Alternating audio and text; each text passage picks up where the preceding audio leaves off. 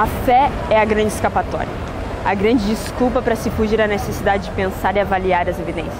A fé é acreditar apesar de, e até talvez precisamente por causa da falta de provas. Essa frase é de Richard Dawkins, um dos mais famosos ateus ativistas da atualidade. Os ateus ativistas, apesar de serem a minoria, têm conquistado um espaço enorme na mídia e nas livrarias.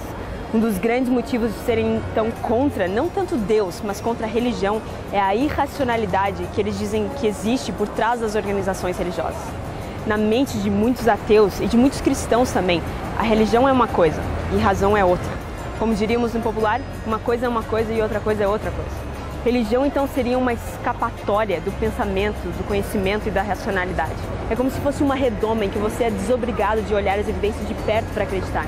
Você pode contar apenas com a fé, e isso já é bom bastante. Antes de entendermos se isso é verdade ou não, vamos ver como começou essa tal de racionalização fora e dentro do âmbito da religião. Vamos começar então com a Idade Média, mais conhecida como a Idade das Trevas. Mas por que Idade das Trevas?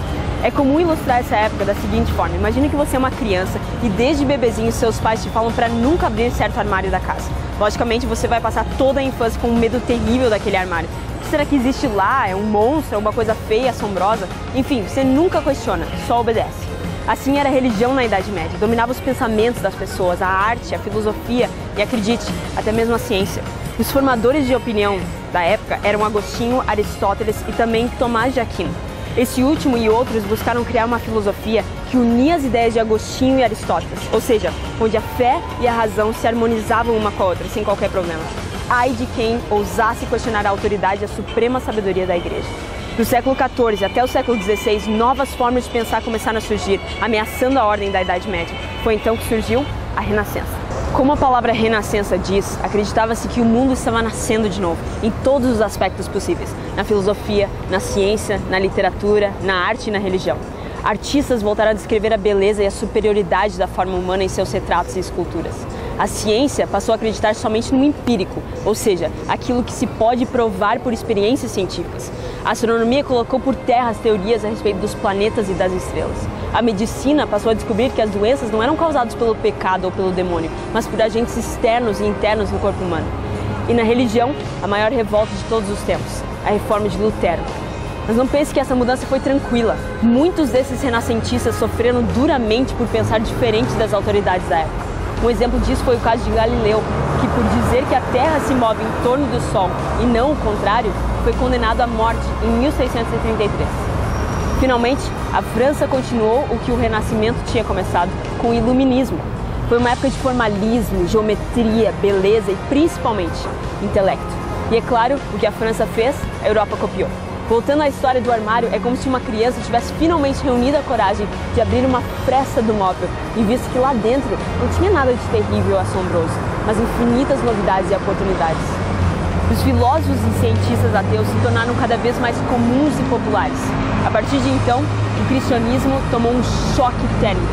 O que antes era fácil de explicar, Deus disse, agora deveria ser revisto e confrontado com evidências. A palavra fé começou a ser sinônimo de preguiça e falta de intelectualismo. Numa época em que o intelectualismo era a fonte da verdade, Thomas Paine escreveu o seguinte: a arma mais formidável contra erros de todo tipo é a razão. Nunca usei outro e confio que nunca usarei. Enquanto no século XVII era mais raro ver um ateu do que ver gelo no deserto, no século XVIII começa a aparecer o deísmo, ou seja, Deus existe, mas não se envolve com o ser humano. Assim como o ateísmo, principalmente influenciado por Voltaire, Hume e Immanuel Kant. Depois dessa reviravolta do intelecto e de praticamente tudo que existia na sociedade, a Igreja e a Bíblia receberam algumas pancadas científicas.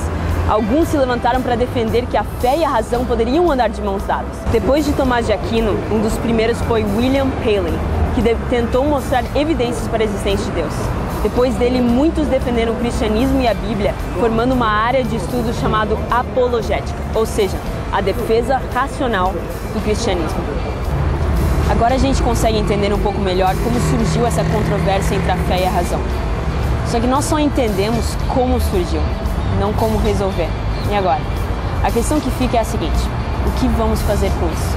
Melhor, o que você vai fazer com isso? Uma das opções que você e eu temos é não fazer absolutamente nada.